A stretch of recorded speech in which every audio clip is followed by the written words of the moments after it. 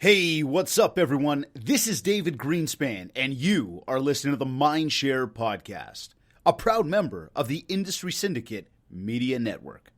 Additional podcasts are available at industrysyndicate.com and mindshare101.com. This week's episode is sponsored by Kit's Keep in Touch Systems. This is episode 5.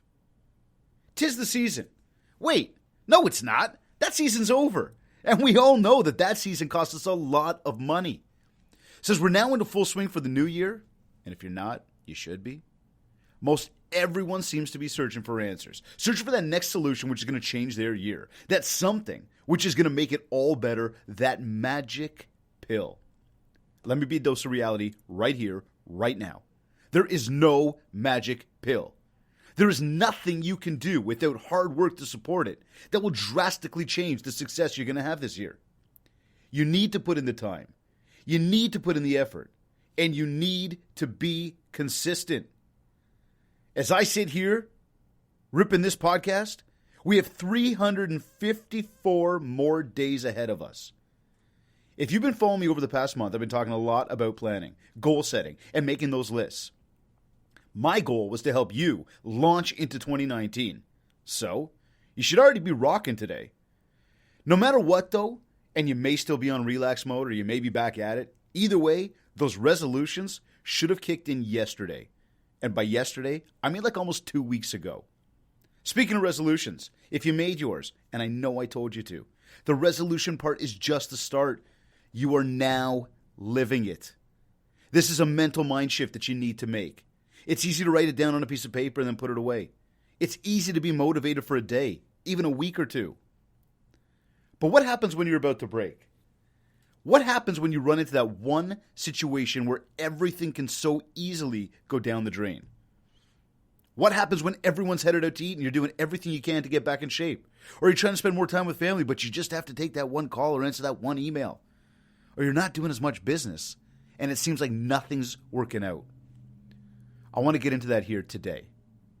So what did you do to make the resolution come to life over the past week and a half since January 1st? It's harder than it seems. Habits are habits. And we all typically choose the path of least resistance, what is easy for us.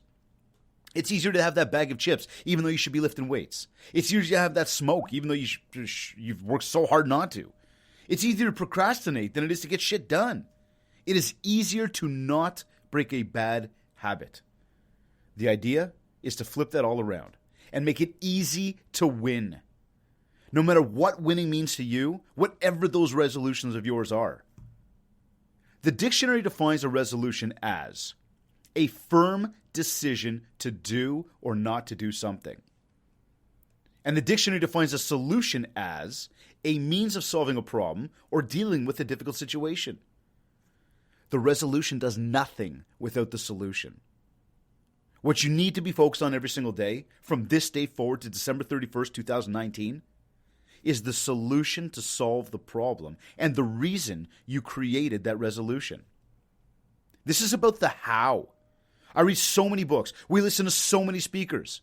But the good ones really show you how to make it happen, rather than just sharing feel-good stories about the fact that somebody simply made it happen.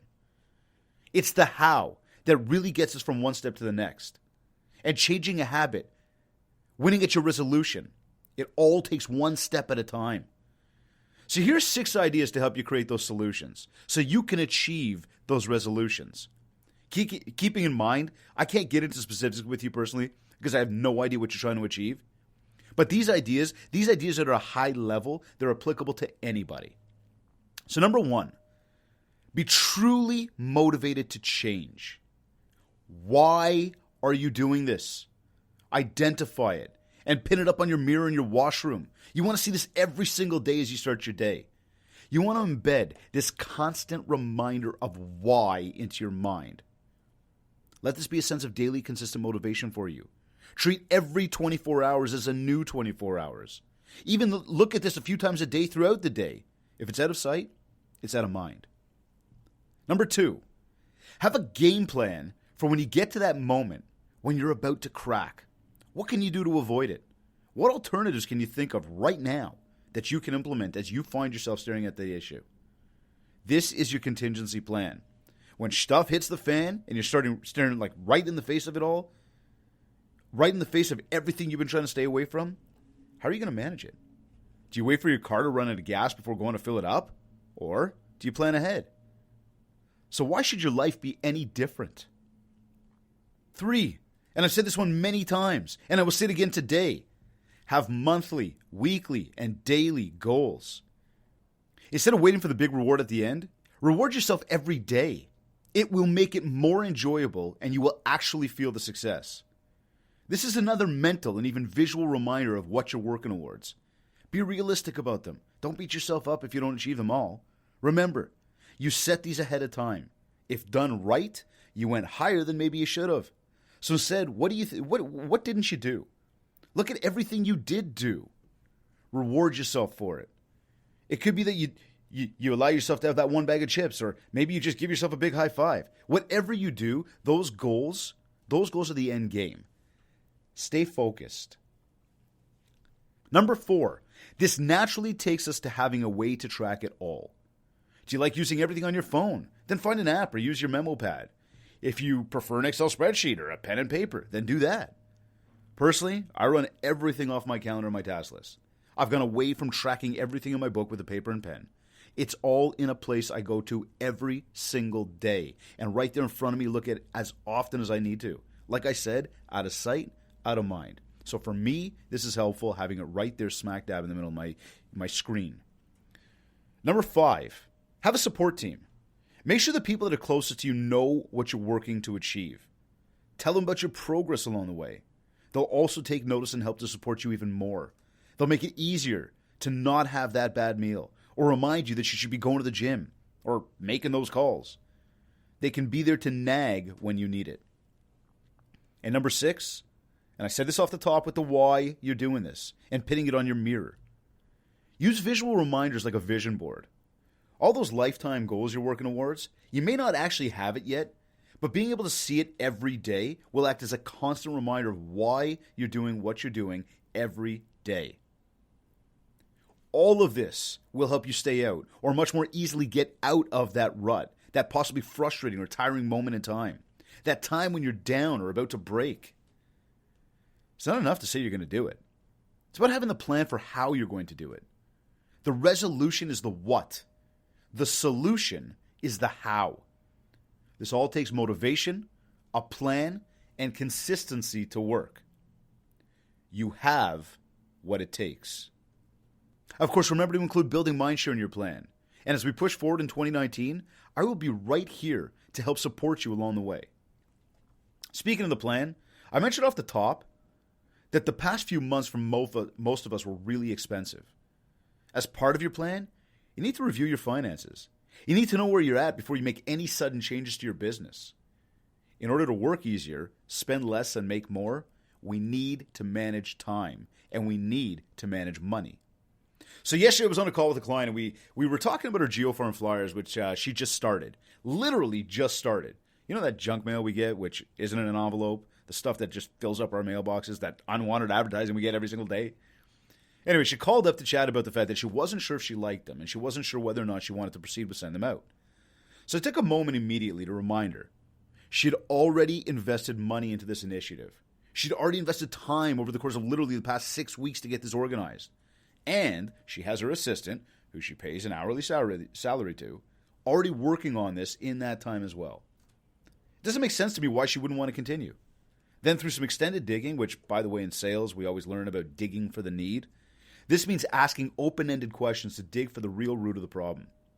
For example, if someone says, like, I'm just not ready, instead of you saying or asking if they would be ready tomorrow instead, you should ask, why do you feel that you aren't ready?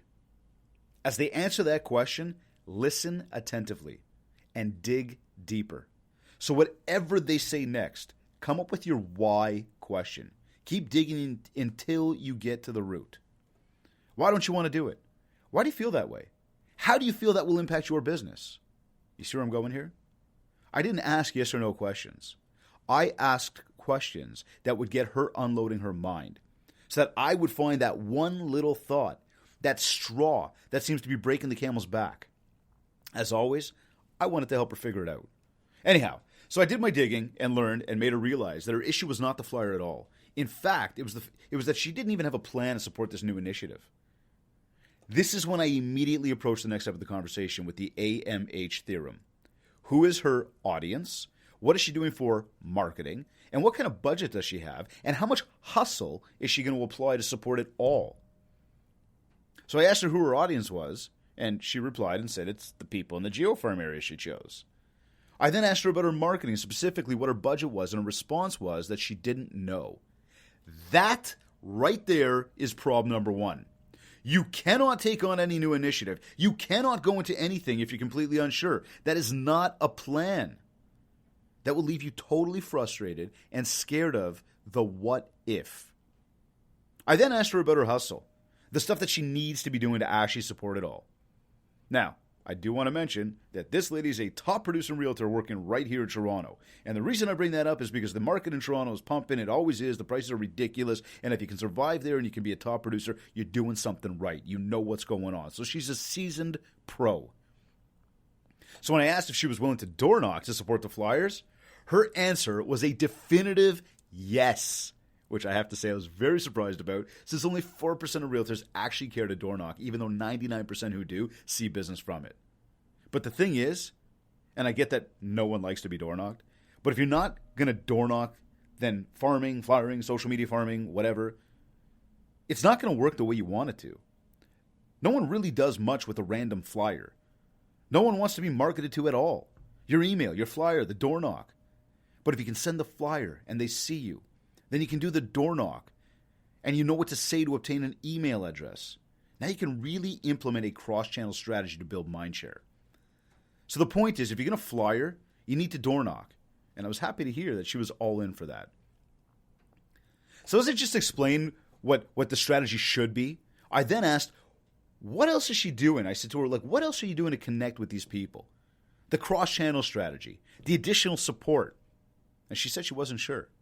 So at a high-level look at her AMH, it was clear to me that the issue wasn't it wasn't the flyer. It was that she didn't have a solid plan to execute on any of this.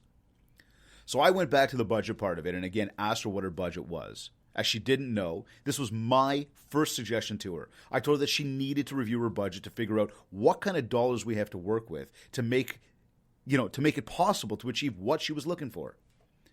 And that's what this is all about today. The holidays are over. You're looking for answers and trying to achieve those resolutions you set. But what I want you all to do before you do anything, before you make any decisions, review your finances. First thing, check your credit card statements from November and December to see how much you spent. Mark that down. Were you over budget? If so, the cause and effect is that you need to work harder. Every time we spend, we cause ourselves to work harder. The more we put out, the more we got to bring in. Then review your needs and your wants. Total those up and mark that number down. What are your needs? What are those bills that come in every single month? Like it or not, you have to pay them. You have to have enough money coming in that month at minimum to pay those bills. Figure out that number and mark it down. Then, what are your wants? And this changes every single month. This number fluctuates. For example, November and December, most everyone will spend more than they do in January. What do you spend on that you don't need to spend on, but you know every month, even if the items are different or the restaurants are different, you know you're going to spend approximately X amount of dollars. Figure out what that number is and put it aside as well. Now you'll at the very least know how much money you have to bring in every month to support what you already spend on. And you'll know how much you have available, if anything, to be able to take on that new initiative. You will know your budget. Now, figure out, A, if you spent way too much over the holidays, and most of us did, so you're not alone there, but remember that you need to make that money back this month before you go spending on the so-called magic pill. Once you know how much you went over budget, once you know how much you have available, now it's time to create and review the marketing plan. Use the AMH to do this, and only then can you make a decision to do or not to do. This is all about finances. The more you spend, the harder you need to work. Instead, work easier, spend less, and make more. I'm going to continue to repeat this. Don't go chasing and making changes just for the sake of it. Just because it's the new year. It doesn't mean you need to make those changes immediately or even at all. And it certainly doesn't mean that you can make those changes just because you want to. So I want to challenge you all today. Review your finances and have a plan.